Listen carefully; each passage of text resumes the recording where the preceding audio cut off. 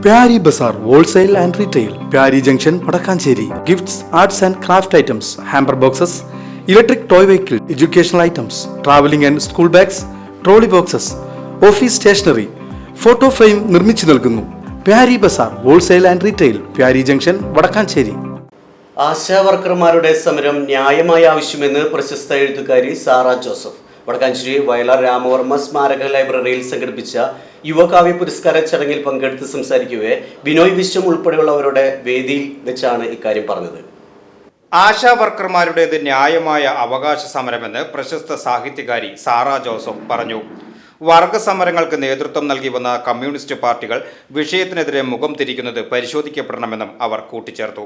Vadakkanchery CPI മണ്ഡലം committee ഹാളിൽ നടന്ന വയലാർ രാമവർമ്മ സ്മാരക യുവകാവ്യ പുരസ്കാര സമർപ്പണ വേദിയിൽ CPI സംസ്ഥാന സെക്രട്ടറി ബിനോയ് വിശ്വം ഉൾപ്പെടെയുള്ളവർ നിറഞ്ഞ സദസ്സിലാണ് സാഹിത്യകാരി സാറ ജോസഫ് രൂക്ഷ വിമർശനം ഉന്നയിച്ചത്.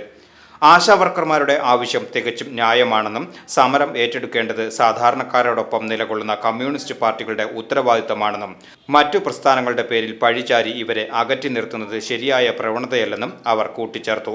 അക്ഷര വെളിച്ചം കടന്നു ചെല്ലാത്ത ഇന്ത്യയിലെ പല സംസ്ഥാനങ്ങൾക്കും മുന്നിൽ വലിയ അത്ഭുതമായി കേരളത്തിന്റെ വിദ്യാഭ്യാസ രംഗം നിലകൊള്ളുന്നതായും സാറ ജോസഫ് കൂട്ടിച്ചേർത്തു. അക്ഷരങ്ങളുടെയും വായനശാലകളുടെയും പ്രോത്സാഹനത്തിലൂടെ മാത്രമേ സംസ്കാര സമ്പന്നമായ ജനതയെ വാർത്തെടുക്കുവാൻ ആകൂവെന്നും അവർ കൂട്ടിച്ചേർത്തു.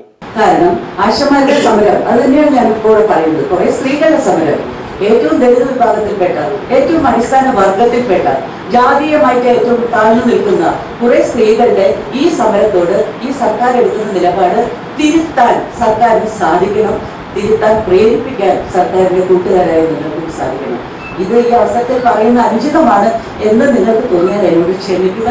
എൻ്റെ ഉള്ളിൽ എരിയുന്ന ഒരു പ്രശ്നമാണ് ഇത്. ആ പ്രശ്നം ഞാനിവിടെ പറയുന്നു.